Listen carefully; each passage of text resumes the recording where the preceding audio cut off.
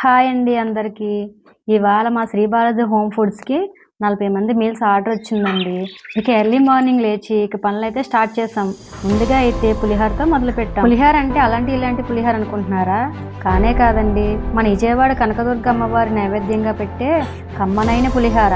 పప్పు, సాంబార్, రోటి పచ్చడి, వంకాయ బఠానీ మసాలా కర్రీ, అప్పడాలు, స్వీట్స్ అన్నిటికీ రుచికి తగ్గట్టుగా నెయ్యి వేసి చేసాము. మేము నెయ్యి కూడా ఆవు నెయ్యే వాడతాం.